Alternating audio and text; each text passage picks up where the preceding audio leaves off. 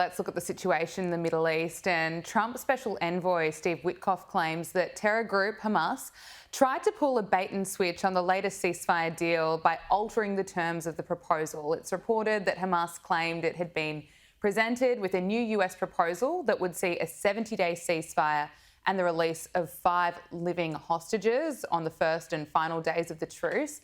But a disappointed Steve Witkoff has blasted Hamas, claiming that the terms of the deal he had actually sent to them were very different, and that included the release of 10 living hostages and 19 hostages that are now dead in return for 45 to 60 days of a ceasefire and the release of Palestinian prisoners. Now, just reading this, it's heartbreaking. It shows how difficult the situation is that, the United States is trying to deal and negotiate with a terror group.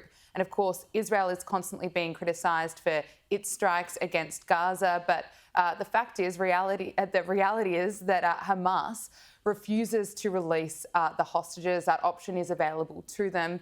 Hilary, there was hope a few months ago when we were seeing hostages return back to their families, that maybe this war and this conflict could come to an end.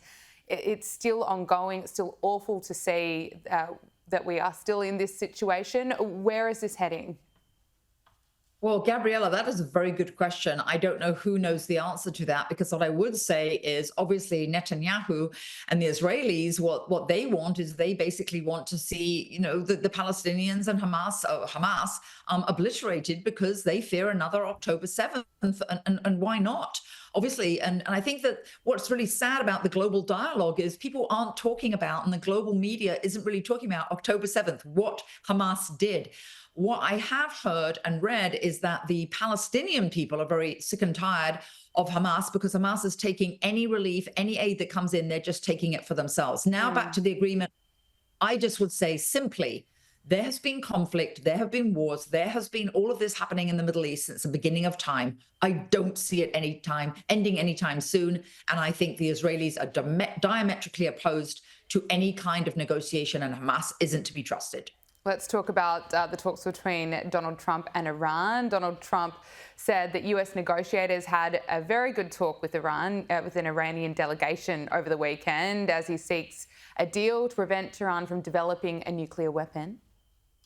Talks with Iran yesterday and today, and let's see what happens. But I think we could have some good news on the Iran front. Likewise with Hamas on Gaza. We want to see if we can stop that. And Israel, we've been talking to them, and we want to see if we can stop that. Now, since returning to office, Donald Trump has revived his maximum pressure campaign on Iran, backing talks but warning of military action if diplomacy fails. But now, after multiple rounds of nuclear talks, is an agreement actually close?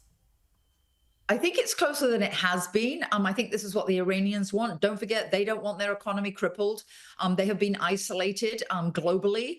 So I do think this is something that is closer than certainly some of the other conflicts or anything else that we've been talking about. So I think that there is hope on this front, although what they don't want to do is the very thing that President Trump wants, which is no nuclear development, no further nuclear development. That has to come to an end. And of course, that is the sticking point. If they'll concede on that, do you think we'll see some progress? Yes.